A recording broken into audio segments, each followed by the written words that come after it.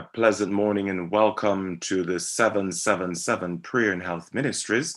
We are excited that you could join us this morning for our time together as we focus on health, healing, and restoration. We talk about the power of God. A pleasant morning and welcome to this God using us in a mighty way to touch lives, utilizing his healing and his health message. I'm your host this morning, Desmond Hay, and I'm super excited to be with you as we focus on your health and you, a look at health, healing, and restoration in preparation for the soon return of our God and King. As we begin this morning, let us begin with prayer. Father in heaven, we ask your blessings now. Speak to your children in accents loud and clear. And I pray at the end of this presentation, lives will be transformed. We will see the need to make changes in our lifestyle, is my prayer. In Jesus' name, amen. I want to let you know that the information shared in this presentation is not intended to diagnose or treat any condition. We encourage individuals who are not well to please see their healthcare provider before utilizing anything suggested and or recommended through this lecture. This lecture is for informational purposes only, and we encourage you, please, before you utilize anything that we share, please see your healthcare provider. Now, one of the things we want to establish this morning in part 3 of this presentation is that we teach from 3 perspectives. We believe in the Bible. It is a rule of faith and practice. The Bible says in 1 Corinthians 10:31, whether therefore you eat or drink, and interestingly, we're talking about drinking and utilization of water. Whether therefore you eat or drink or whatsoever you do all to the glory of God. We also believe in good science, and this is science that supports the Bible and inspiration. There is science falsely so called, and we are not promoters of that. We believe in good science, and this is science which supports the Bible and inspiration.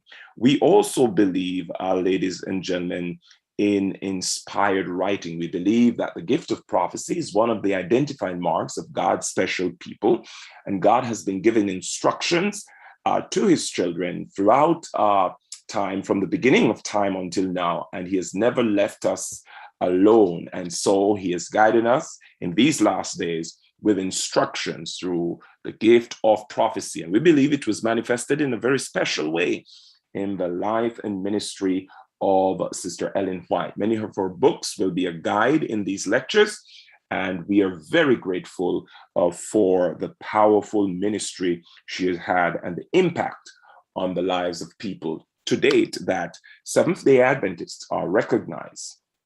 Those who practice the laws of health are recognized as the healthiest, among the healthiest of people globally. They live 10 years longer, which can be attributed to the powerful health message that God has blessed the Seventh-day Adventist Church with in 1863. And we thank God for that, and we need to carry forward that legacy. You can read more about that in the Annals of Science. You can read more about that in the Framingham Study, and you can learn more about Loma Linda and many of the facilities that promote this message of health, healing, and restoration. Now, this morning, we are talking about the healing waters, the power of hydrotherapy to heal diseases. Now, ladies and gentlemen, as we come together, I want to help you to recognize that when God created our bodies, we were given life in water. Just imagine, and that baby, when you were born, when you were in your mother's womb, you were in that amniotic fluid, right? So really and truly, we were born in water. Think about it. We spent 9 months, if you please, in that water that surrounded us and preserved our sustenance. As a matter of fact, if that water becomes diminished, you will hear about a condition called oligohydramnios, and it can be a very devastating condition, which most times they will have to induce labor because there is not sufficient amniotic fluid. So it is significant for us to understand that when our human body was being developed, we were given life in water. And that same dependence, ladies and gentlemen, on the life-giving properties of water was God's intent. You know, the role of water cannot be underestimated in the body of us as living beings. I want you also to recognize that this has not changed from the beginning of time. You know, it is very important that you and I recognize this principle. Now, one of the unavoidable processes, ladies and gentlemen, in our time is that we cannot do without water. And we have seen individuals who have tried, and because of this, many diseases, sicknesses has come upon humanity. Now, there is what you call water rationing, and please understand that it really can be detrimental for the overall well-being. Now, one of the big things that we notice, the body's many cry for water, is that when you look at what's going on, how people are craving for teas, have you noticed? Coffee, alcohol, manufactured beverages, they are really desired, and people almost every day in hospitals, in courtrooms, you notice everybody on trains, in schools, people are drinking more coffee, people are drinking more of these beverages, ladies and gentlemen. People are seeking for, it's the body's way of crying out for water. All these latte and all these stuff that you see people are craving. And I told you recently of my experience seeing that line of healthcare workers just craving for that latte, craving for that coffee, which with the caffeine, and we know the research and the impact that that has on the brain. It is the body's way of saying, hey, hello, you need water. You need water. And it is imperative that we understand the need of water. You know, the human body is composed of 25% solid matter, the solute, if you please, and 75% water, the solvent, right? So the brain tissue, ladies and gentlemen, based on the preliminary research that I've done, the brain tissue is said to consist of 85% water. When there is a phase of inquiry into the body's workings, when they started to look at the body and scientific research and scientific parameters and broad knowledge of chemistry, you know, were well established, it was assumed that the same understanding that were developed within the discipline of chemistry applied to the body's solute composition. Now, one of the things that they have come to recognize, ladies and gentlemen, they have come to recognize that our body needs water. The basic understanding in today's scientific medicine is inherited, ladies and gentlemen, from learning as it regards to solutes as regulators and water as a solvent, right? As really a means of material transport throughout your body. So the human body now is really regarded as a large, quote unquote, test tube of solids of different nature and water in the body as chemically insignificant packing material. Now, I want you to recognize that hypertension, let's talk, let me just delve a little bit more, give you a little bit more meat regarding this water. We know that some research says 60 to 75% of the human body weight is water. Thirst, when you get thirsty, what is that all about? Thirst, ladies and gentlemen, is really an indicator that you have already begun to dehydrate. So anytime you feel thirsty, your body is saying to you, dehydration, have already begun. Did you know that practically every function in your body is dependent on water? Every function. Now I'm speaking to you, water. You are sitting there and you may have gotten up from your bed. If there was not sufficient water inside your body, what do you think will happen to your muscles, your joints? There is synovial fluid in the joint areas, water, ladies and gentlemen. And so without water, your kidneys and other organs cannot function properly.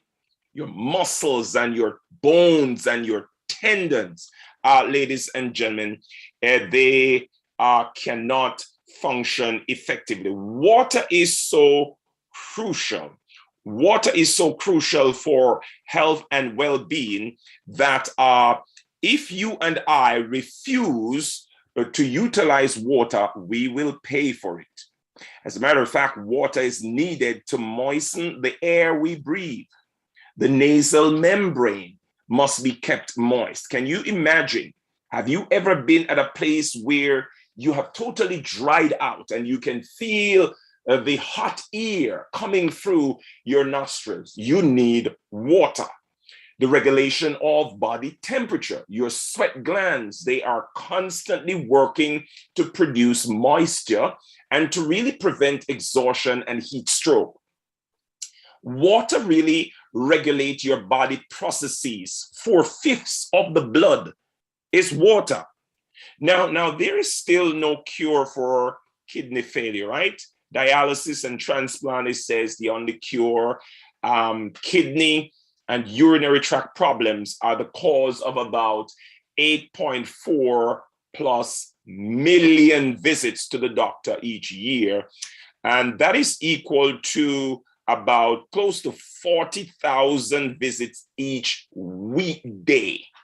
Imagine that. Imagine what a lack of water can do. Did you know, I was looking at very interesting research that in America and in Australia, there are about close to 700,000 Australians who have impaired kidney function, and they don't know it.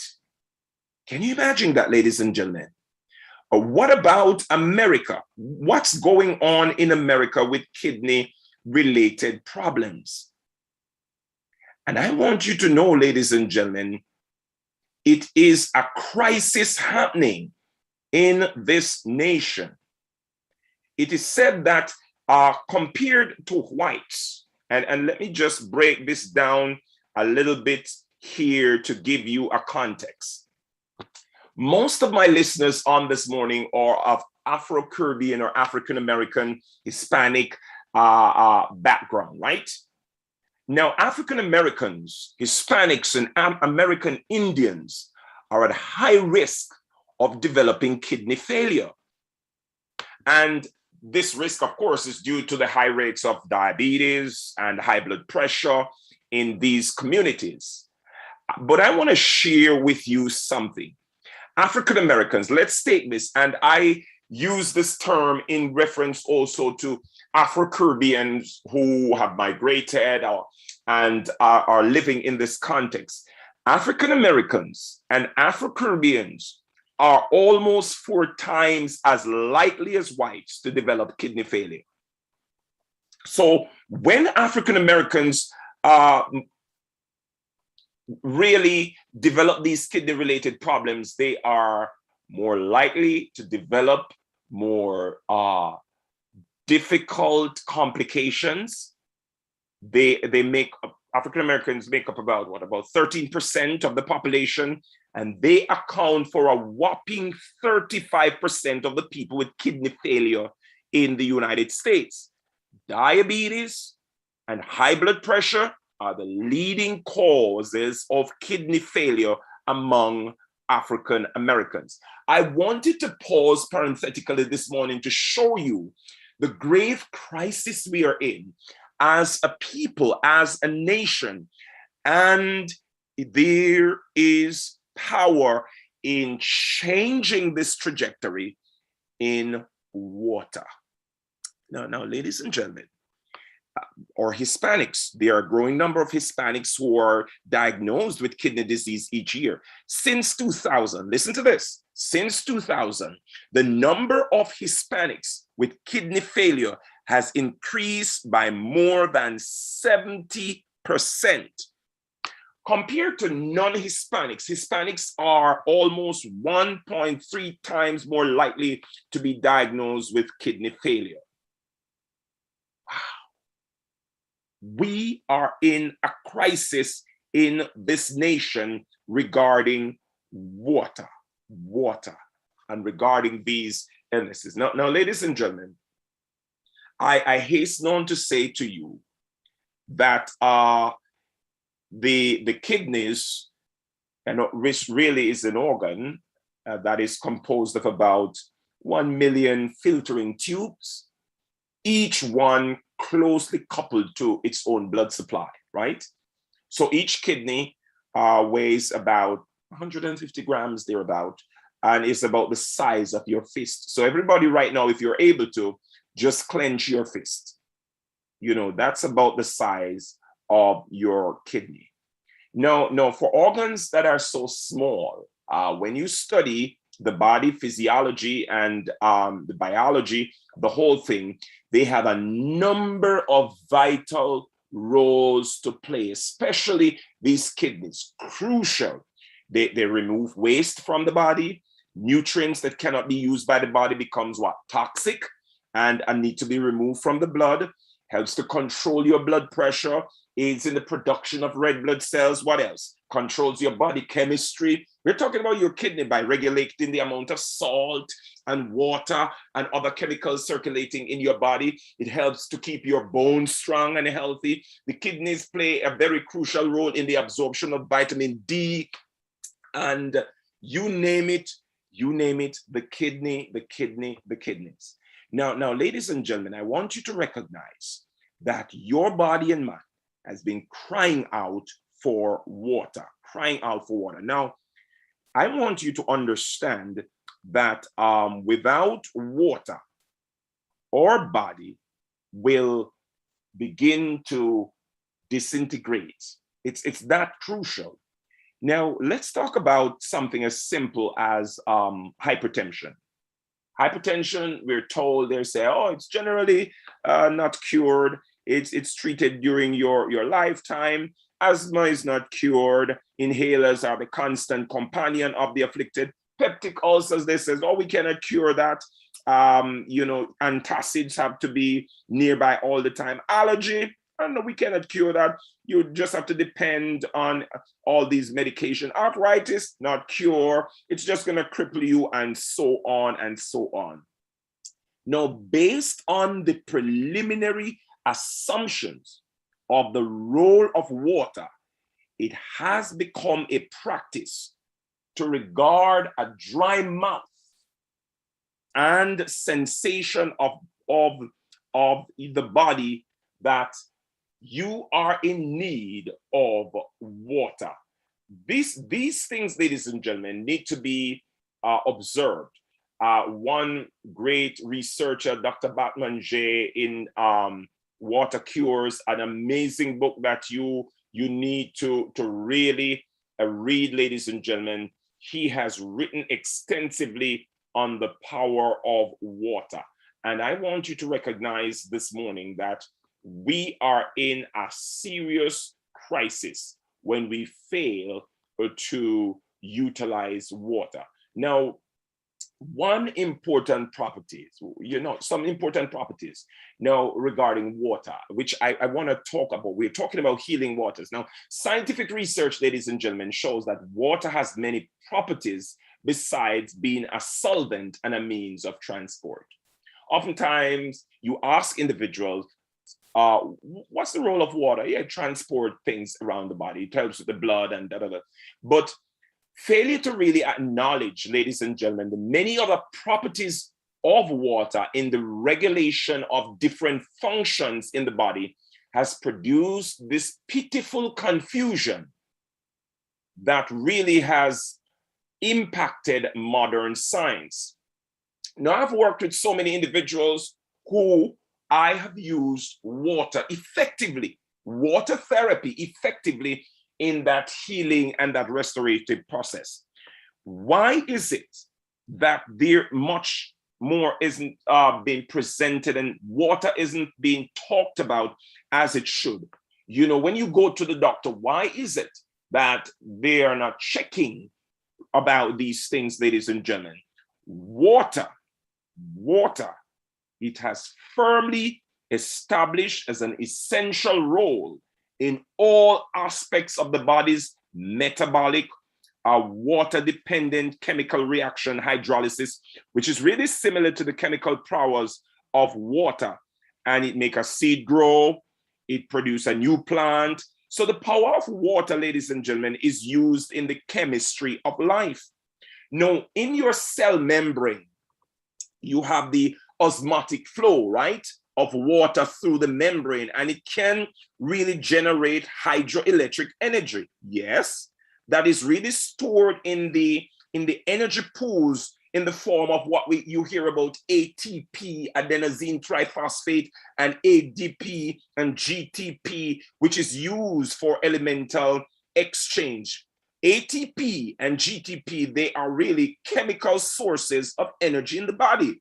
So the energy generated by water is used in the manufacture, ladies and gentlemen, of ATP and GTP. And these particles, they are used as a cash flow, if you please, in elemental exchanges, particularly in neurotransmission.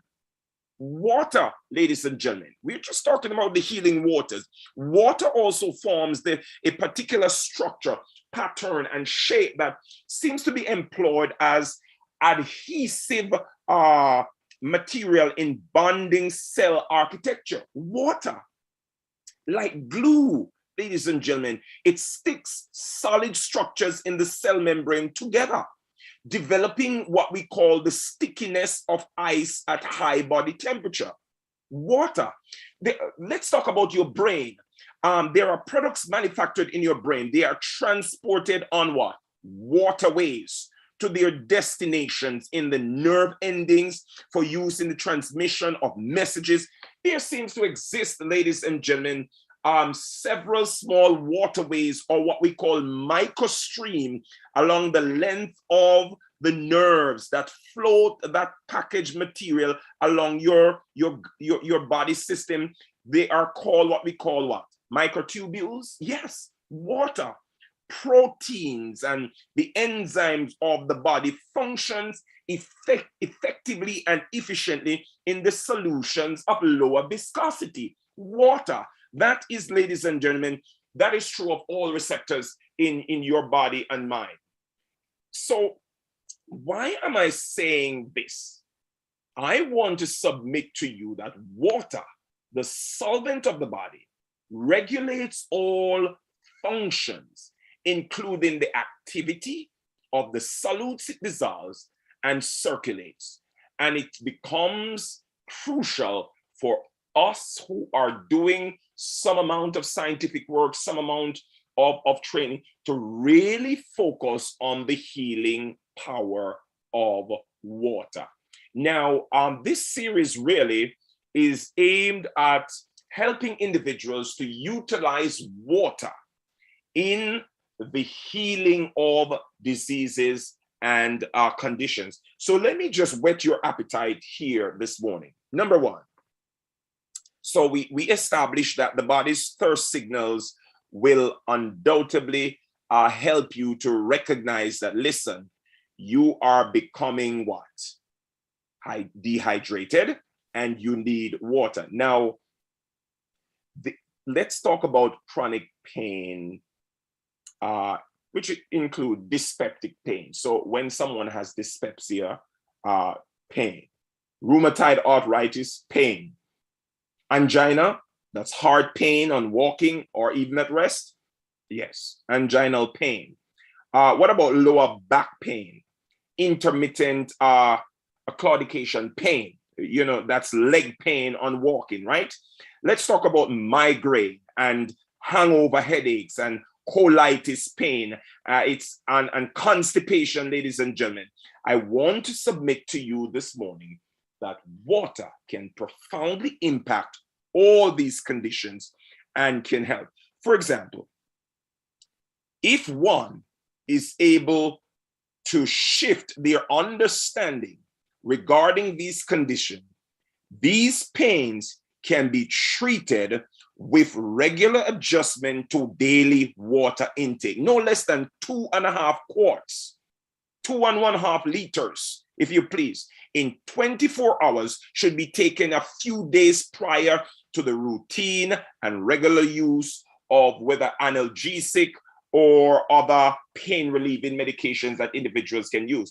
And one of the things that I've come to recognize, ladies and gentlemen, anytime I am feeling pain, anytime I am about to have, or even if I have a cold, ladies and gentlemen, and the utilization of water, it just flushes. It's amazing how it just flushes your system and it gets rid of that. As a matter of fact, it is better than the antacids that many are taking. The power of water to deal with pain. Let's look basically as we wrap this up this morning. Let's look at, for example, a cough. All right. So you're coughing, right? You're having a cough, and there are a set of simple things that can be done, ladies and gentlemen. A quick set of what we call 3 revulsives to the chest. So what is that? 3 revulsives to the chest. 2 minutes hot. You're having a cough, or your son or your daughter, whoever is having a cough, right? A quick thing that you can do. 2 minutes hot, 20 seconds cold, a hot foot bath, and a cold mitten friction at the end. Cough dealt with. You're like, what? Ladies and gentlemen, a cough. You're having this terrible cough, and it's maybe viral. It's whatever is contributing to this serious cough. A quick and easy way of dealing with it. 2 minutes, as hot as you can bear. Get that rag as hot as you can bear. 2 minutes hot on your chest. 2 minutes hot. 20 seconds of cold. So you're going to have 2 containers, right? You're going to have 2 containers, one with ice cubes in there and water, of course, and one with hot water, as hot as you can. Put that kettle on, put that pot on the fire, as hot boiling water, and get 2 washcloths, ladies and gentlemen. And you have that individual placed upon a bed. They are lying there and in an evenly tempered room, and 2 minutes up as hot as you can bear on that chest. 20 seconds of a cold, hot and immediately cold. And then you put that person in a hot foot bath. So of course you get a little, like what you're seeing on my screen here, a little basin, a little container that you can put that foot in for that hot foot bath. And then you rub with that cold mitten friction, ladies and gentlemen, that cold rag, and you just rub at the end. And you can also do a heating compress to the chest overnight. Basically, what you do is just place a thin washcloth squeeze from ice water on the chest, and you cover entirely with 1 inch to spare on all sides with one of the following: a piece of wool or synthetic pinned in place, or just a plastic piece cut from a thread bag.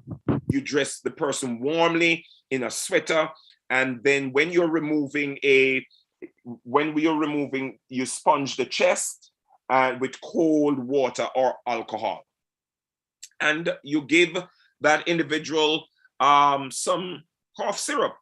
What's the cough syrup you're talking about, Pastor? You just mix 2 tablespoons of honey, 2 tablespoons of water, and 2 drops of eucalyptus, as and then you, I mean, if you purchase that, because eucalyptus is very potent, right? So you can do 1 to 2 drops from that dropper. It's very, very potent, and that is a natural homemade cough syrup. Simple procedure, utilizing, then just have that person drinking high amounts of water. And so as you're using that friction, that mitten friction, you are, of course, rubbing away from the heart, carrying that away from the heart. And ladies and gentlemen, amazing benefits. We're going to be talking about these things because this is not happening in mainstream medicine. We're not hearing about the power of water. And ladies and gentlemen, I am a living testimony that water works. Healing waters. It can heal diseases. I can't tell you how many times I have experienced pain. I have experienced sluggishness, and I just get my water. Get that water first thing in the morning. What you need to do as you rise, ladies and gentlemen, 2 cups, 2 8-ounce glasses of water. You know, 1 you will have with freshly squeezed lemon juice, clean the lining of the stomach, preparing it for digestion, and just another warm cup of water, just flushing the body through. It goes through the kidneys, it goes through the system, ladies and gentlemen, so that when you pee, it's not smelling and it is clear. And all I know when something is going on in my body, it shows up in the urine all the time, every time. So I want to encourage you today, let the healing waters flow and utilize water for the healing of your body. May God bless you as we pause today. You don't want to miss the next session. We're going to talk about sinusitis, sore throat. We're going to talk about pain. We're going to talk about fevers in children. I'm going to tell you stories of how we have helped Caleb, our son. We're going to talk about headache. We're going to talk about men's problems such as prostatic inflammation. We're going to talk about menstrual cramps, those menstrual related problems, problems of the skeletal body, and how we can use water. And perhaps I'll get on camera and show you utilizing Caleb, some demonstration. Hopefully he keeps still, but join us. It's going to be an exciting series, ladies and gentlemen, as we focus on the healing power of water, healing waters. May I pray with you this morning. Father, there is a message that the world needs to hear. There is a message that must go far and wide. There is a message that shall prepare the minds of the people for the 3 angels' messages. There is a message, the message of health. Oh God, I praise your name for this opportunity to share this wonderful message with your children far and near. I ask you today that you would guide my mind and my thoughts, that you would bless those who have listened and those who will listen to this recording. I pray that our health will spring forth speedily, and we will recognize that there is healing power as we in water, as we utilize it according to your principles. Bless us, and may the days ahead be exciting ones. May we start today by hydrating our bodies, by drinking enough water, sipping on that water throughout the day. And may we see and reap the benefits thereof, is my prayer. Amen. We encourage you to like, share, subscribe, hit the notification bell so that when we go live, you will be able to be a part of the 777 Prayer and Health Ministries. Remember, health for you, health for me, health for all mankind.